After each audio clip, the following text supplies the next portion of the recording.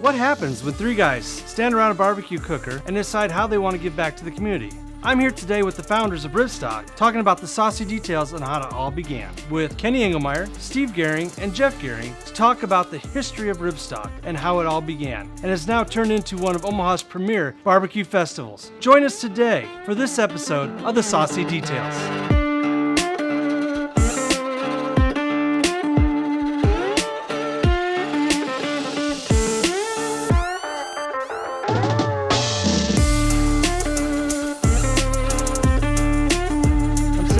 With the original Ribstock crew. So today I have to my left Jeff Gehring, Kenny Engelmeyer, and Steve Gehring. As you will probably recognize, it's kind of a father-son duel all across the board. Well, gentlemen, as we start today, let's talk about the beginning of Ribstock and what was really the thing that started, the love of barbecue. Well, for me, it got started when I met a gentleman. I was on my honeymoon, and I encountered another gentleman who was about my same height, same character. So we had a great time on that cruise. And at the end of the cruise, he says, "You like barbecue?" I said, "Well, I love barbecue. I do a lot of backyard barbecuing." He says, You need to come down to Memphis in May. It's the largest barbecue championship in the world." And he said, "Come on down. I'll show you true Southern hospitality." And it was like probably getting hooked on heroin. And I joined Gary on the steering committee, and I got to see the top smokers in the world all compete against each other. And a year or two after that, we kept coming back, and we formed our own team. Eventually got second place in ribs, and we joined another team. We had first place in shoulder. So part of your team there was your father. Right. And then you brought on another volunteer, happened to be my father. This crazy and cat you got him involved at that point. Correct? Yeah, kicking and screaming. Yeah. So from there, it kind of morphed into, hey, maybe we should do a fundraiser. You want to speak about that? Well, almost 9 years ago, where we were talking about with the Millard Business Association how to create another event. One of the members gave me this idea of a barbecue, actually, a backyard barbecue. So we thought about that, and at that time I was in another referral group with Jeff, and I start talking about this, and Jeff says, "Hey, we like to barbecue." So we started out with like 7 people in the back of the Super Savor parking lot, drinking some beer, smoking some food, and having a great old time. And it morphed in today of what you see. With building these relationships is, Steve, your relationship with the food bank. And that really kind of catapulted into what we're doing now. You want to speak about that a little bit? Sure. Food bank is really one of my true loves. I was on the board for 23 years, and I've watched it grown from kind of a mom and pop organization to a major charity in Omaha that feeds hundreds of thousands of people.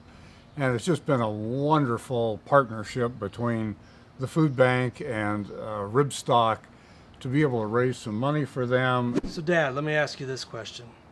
Ribstock, who came up with the name? How'd that come to be? There was a lady by the name of Dee Hankins, now married, but she owned the Millard Plaza Ballroom, and we got talking about this one night, and she says, "Well, if it's a festival, we kept talking about Woodstock and all that stuff." She says, "Let's just call it Ribstock." And there it was. We had our name. Tell us about the proclamation we even got put together. Yep. We contacted the governor, then got an official proclamation to recognize Ribstock as a charitable event, and that's state championship barbecue. Yep, state championship barbecue. That's right. And this is the only place I know in the region that you can go and partake of the barbecue that the top 10 or 12 vendors in the area produce. You combine that with some great sponsors for the event. Lemon Fresh Day is performing this year. We just had done some great things with other people, so it makes it a very kid-friendly event. Budweiser's helped us with a lot of things that we need there. It's just been a great event for the Millard Business Association and brings a ton of people together to have fun. And this year, right across the street is Pick-a-Pooch, where they're having an expo. And so we're going to have that in combination. So a ticket gets you into both events. And a big part of this event is it's about the vendors. We've gone away from barbecue cook teams and really focused on the top barbecue restaurants in the Omaha metropolitan area. Jeff, they compete over what we call the People's Choice, We have a rib card that can be purchased for $10. You can taste 4 ribs from any of the vendors, and you can vote on those ribs. And they compete like crazy for these trophies. People's Choice. And we invite you to come out and be a part of that. So the People's Choice is all about you enjoying the great ribs and voting for your favorite rib. One thing to keep in mind, you're going to want to get there right at noon as those gates open on July 24th, because those cards are going to go fast. And so do the ribs. Thank you, gentlemen, for giving us those tender bits of wisdom. We look forward to seeing you on our next and last episode of the Saucy Details, when we talk to Lemon Fresh Day and the Millard Business Association Young Professional Group on the events happening at Ribstock. So join us next week for our final episode of the Saucy Details.